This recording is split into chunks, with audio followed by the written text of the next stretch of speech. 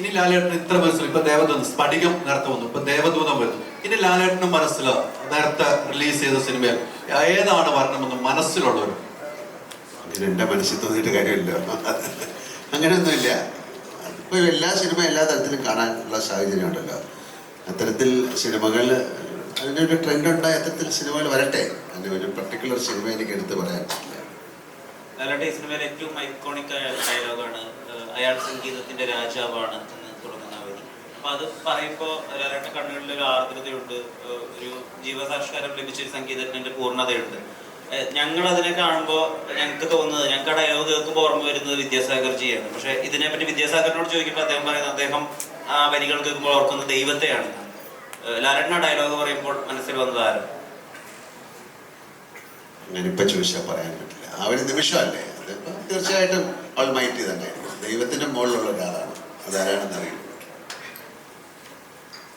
ഈ സിനിമ 24 വർഷത്തിന് ശേഷം ഒരു ജനറേഷൻ വീണ്ടും കാണാൻ പോകുന്നു. ഒരു ജനറേഷൻ കൈയടിക്കാൻ മറന്നുപോയെടുത്ത് വീണ്ടും കൈയടിക്കാൻ വേണ്ടി ഒരു കൂട്ടം ഉണ്ടാവുന്നു. അത് ഒരു വല്ലാത്ത അപൂർവതയാണെന്നോ അല്ലെങ്കിൽ അന്ന് മാത്രം സംഭവിക്കാത്തത് പിന്നെ ഒരു ജനറേഷൻ മൊത്തം കാണാൻ പോകുന്നു.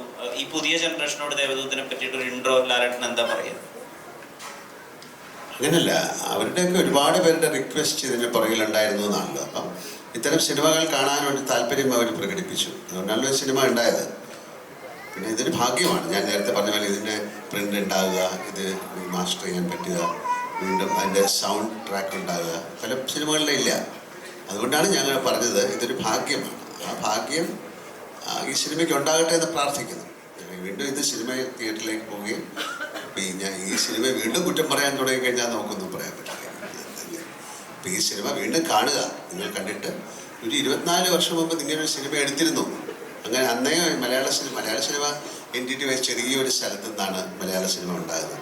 പക്ഷെ അതൊക്കെ ആ 24 വർഷം മുമ്പും നമ്മൾ ഇത് ക്രാഫ്റ്റിൽ ശ്രദ്ധിച്ചിരുന്നു എന്ന് ഒരു തലമുറയെ ഓർമ്മിപ്പിക്കുന്ന ഒരു സിനിമയായിട്ട് മാറട്ടെ എന്നാണ് ഞാൻ ആഗ്രഹിക്കുന്നത്.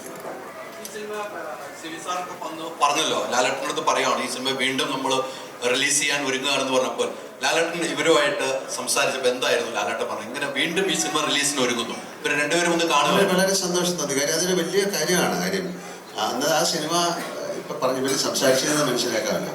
നമ്മൾ വളരെയധികം ആ സിനിമയ്ക്ക് വേണ്ടി പ്രയാസപ്പെട്ട് എടുത്തൊരു സിനിമ അതന്ന് സക്സസ് ആയില്ല. അപ്പം അതിനെ ഒരിക്കൽ കൂടെ ആൾക്കാരിലേക്ക് എത്തിക്കാൻ ശ്രമിച്ചു എന്ന് പറയുന്ന വലിയ കാര്യമാണ്. ആ ഒരു എഫേർട്ടിന് തീർച്ചയായിട്ടും ദൈവത്തിൻ്റെ ഭാഗത്തു നിന്നൊരു പ്രതിഫലം ഇവർക്ക് കിട്ടും, അല്ലെങ്കിൽ ഞങ്ങൾക്ക് കിട്ടുമെന്ന് ആഗ്രഹിക്കുന്നു.